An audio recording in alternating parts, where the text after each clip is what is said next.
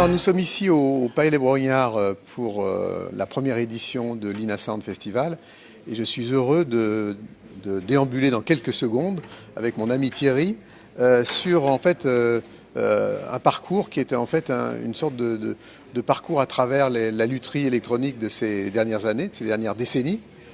Et donc nous allons découvrir ensemble.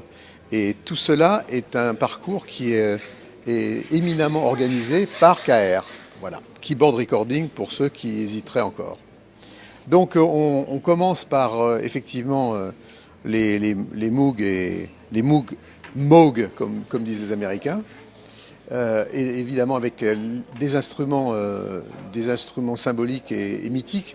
De toute façon, tous les Moog sont mythiques, mais évidemment le Mini Moog, moi qui a été non pas un de mes premiers synthés, parce qu'ils étaient trop chers à l'époque, les synthés américains. Moi j'ai commencé plutôt avec les AKS VCS3 de chez EMS, européens.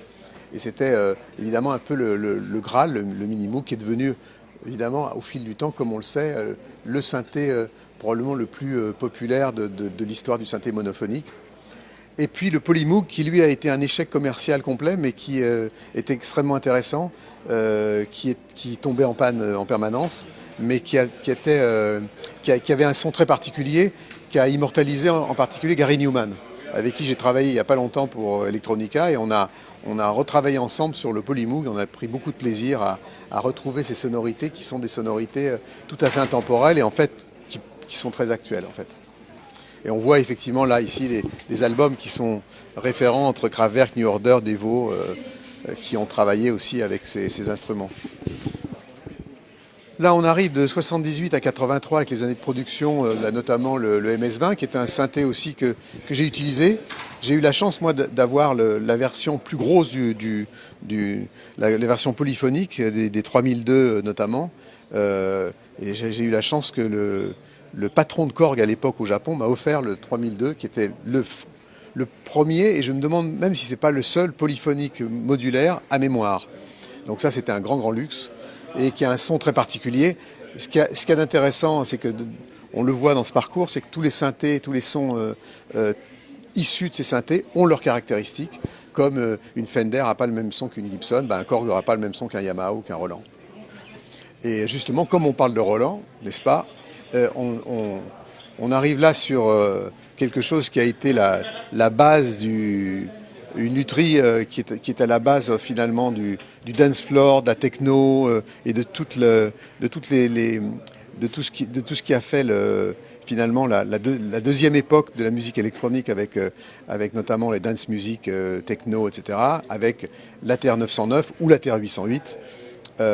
Pour la basse, la bassline TB303 qu'on ne présente plus et le SH101 pour terminer pour les leads. Voilà, donc avec ça, on pouvait arriver à faire, et on peut toujours d'ailleurs arriver à faire des albums et des albums et des albums et des nuits de dance floor et des nuits et des nuits. Voilà. Et puis nous arrivons là à un instrument qui est le DX7, qui en fait est un instrument, moi, que je n'ai, en fait, paradoxalement, venant avec beaucoup de l'analogique, pas beaucoup aimé, dans la mesure où il a pour des raisons qui ne sont pas nécessairement musicales, mais le DX7 a en fait contribué beaucoup à enterrer et à tuer toute cette première génération de synthés analogiques, modulaires ou monophonique ou polyphonique, en venant avec un instrument qui était génial, mais qui était un instrument à preset. Et donc qui a contribué à charrier cette ambiguïté sur le plan de la musique électronique, du fait que finalement pour beaucoup, il suffisait d'appuyer sur un preset pour avoir le son d'un trombone, d'une trompette, d'un violon, etc.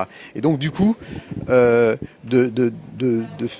faire entrer dans la tête du grand public qu'au fond un synthé était un instrument un peu qui permettait de manière fake de faire les instruments de l'orchestre, ce qui évidemment n'était pas le cas, et ce qui n'est pas seulement le cas du DX7.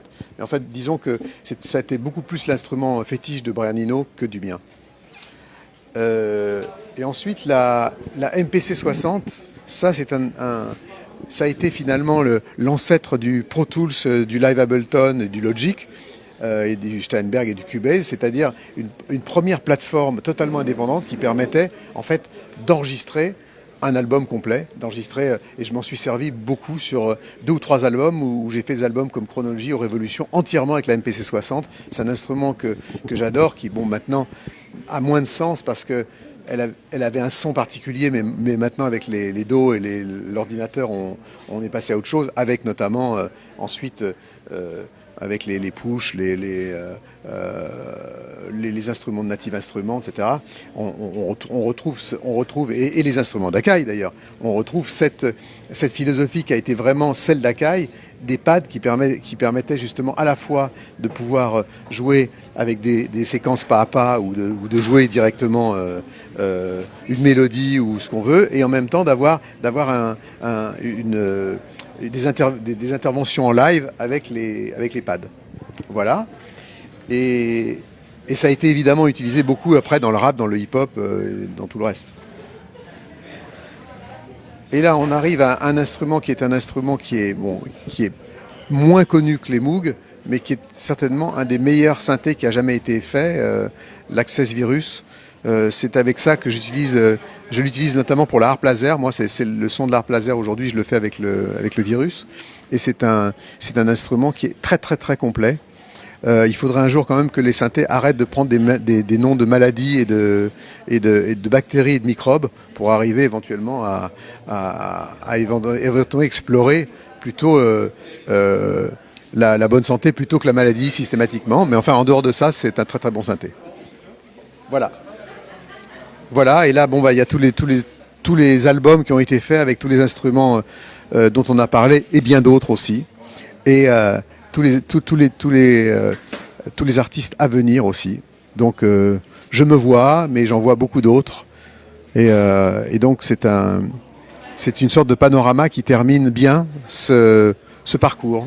Voilà, je vous souhaite une bonne visite à vous.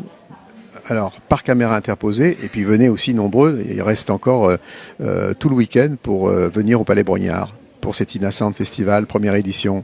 Bye bye, ciao.